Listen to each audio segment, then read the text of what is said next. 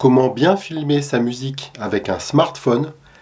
Si vous voulez vous filmer pour faire une vidéo que vous voulez montrer à vos amis ou sur les réseaux sociaux, je vais vous montrer 2-3 conseils très simples pour que le son soit de qualité et sans que vous ayez à investir dans des choses chères. Donc ce que je vais vous montrer, c'est des choses basiques, très simples, pour avoir un son de qualité quand vous filmez de la musique.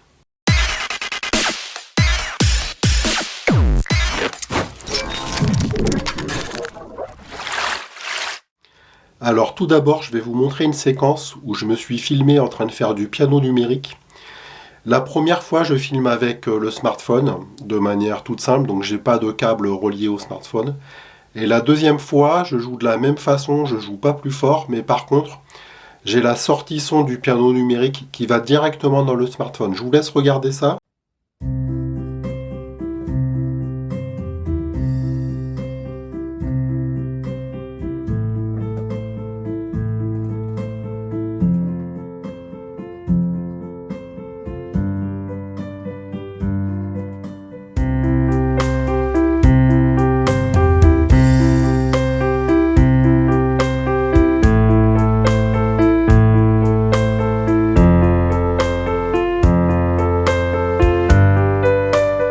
Alors, je sais pas ce que vous en pensez, mais il n'y a pas photo. Déjà, au niveau de la qualité sonore, sur le deuxième enregistrement, on entend beaucoup mieux. Et aussi sur le premier, le problème, c'est qu'on peut entendre tous les bruits de fond. Alors, si jamais je tape du pied pour marquer la mesure, ou si jamais il y a une voiture qui passe, on va l'entendre aussi. Tandis qu'avec le deuxième enregistrement, on entendra uniquement le son du piano. Alors comment j'ai fait? C'est très simple, j'ai utilisé un adaptateur qu'on appelle un adaptateur au format TRRS parce que, donc là je vous montre, il y a le câble jack qui vient de mon piano numérique, qui est un câble jack 3,5 mm mais qui est un câble jack normal. Vous remarquerez qu'il y a 3 sections, tandis que de l'autre côté, pour aller dans le smartphone, le format TRRS, il y a 4 sections. Et donc si vous n'avez pas un adaptateur comme ça ne fonctionnera pas. Il existe aussi des adaptateurs pour que ça aille dans le port USB-C du smartphone ou de l'iPhone. Donc il y a plusieurs types d'adaptateurs. Cet adaptateur il coûte que 10 €, donc c'est vraiment tout simple. Donc déjà avec 10 €, vous pouvez améliorer grandement le son de votre musique. Alors si jamais vous avez peut-être pas un piano numérique, peut-être que vous avez un piano acoustique, peut-être que vous faites du saxophone, vous pouvez également relier un micro directement dans cet adaptateur, par exemple un micro-instrument. Là je suis en train de vous montrer le micro-instrument le plus connu, le plus répandu, c'est le Shure SM57. Mais vous pouvez utiliser n'importe quel micro. Moi j'ai un micro-instrument qui coûte moins cher, Shiver, que j'avais acheté chez Cultura, qui fonctionne très bien. Pour être sûr que ça fonctionne, moi ce que je vous conseille, c'est de bien vérifier avant de jouer toute la chanson, parce que sinon il faudra recommencer au début.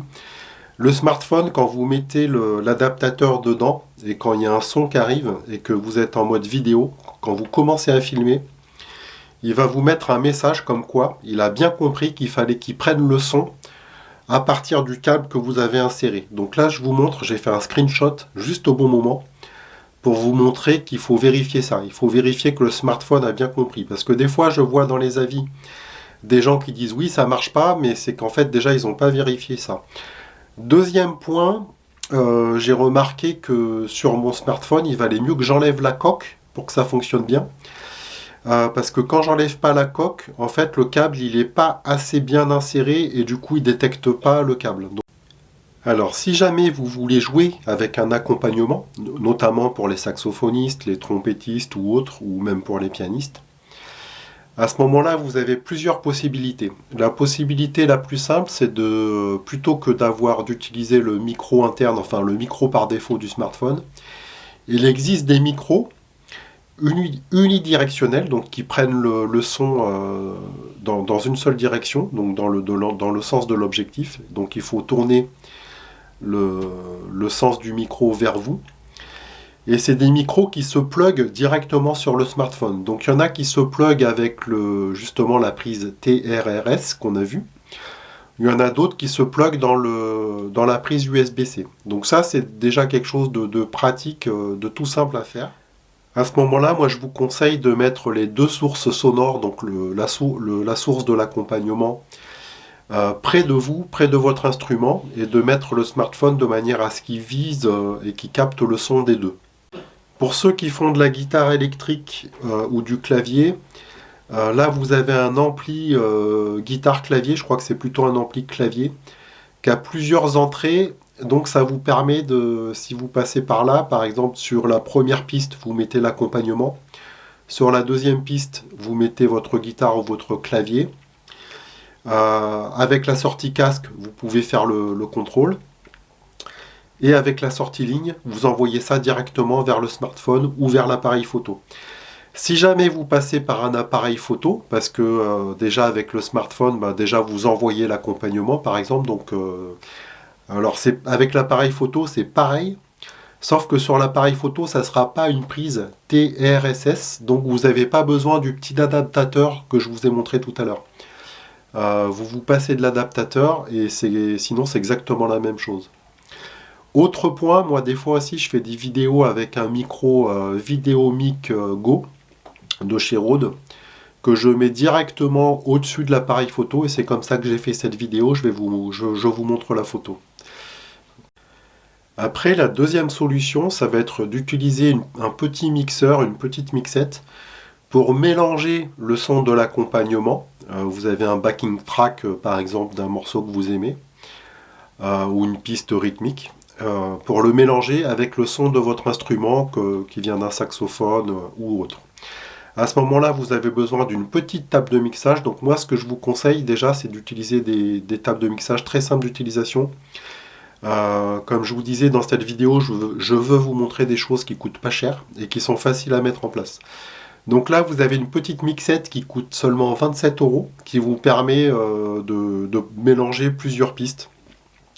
Donc sur la première piste, vous allez mettre le son qui vient de votre micro. Si vous avez un micro pour le saxophone, pour le piano. Dans la deuxième piste, vous allez mettre le son de l'accompagnement. Et rien qu'avec ça, et du coup la sortie de ça, vous le mettez directement dans le smartphone. Et normalement, vous n'avez pas besoin d'un ordinateur ni d'un logiciel. Ensuite, là, vous avez la même chose. Donc c'est une mixette un tout petit peu mieux. Elle est mieux parce qu'elle a une prise micro directement et elle a une sortie casque.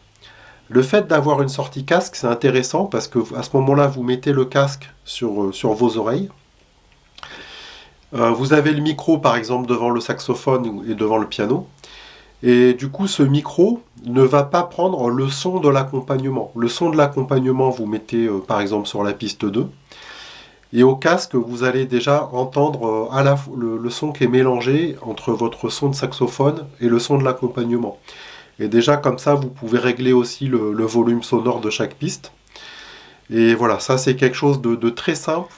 Si vous voulez aller plus loin, là par contre, il vous faudra une table de mixage avec sûrement un ordinateur et une carte son. Je vais vous montrer ce que j'utilise moi. Donc la carte son, en fait, c'est un module externe que je relie à l'ordinateur par une prise USB.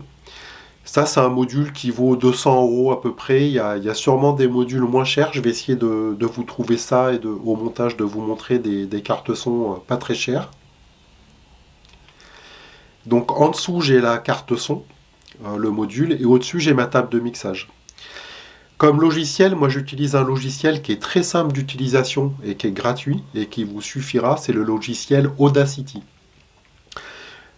Pourquoi j'aime les choses simples? Parce que quand je fais de la musique, moi je veux pas passer du temps, perdre du temps à trouver le bon paramètre, à trouver le bon réglage pour que ça marche. Je veux que ça marche tout de suite. Donc du coup, moi il faut que ça soit le plus simple possible, donc c'est Audacity.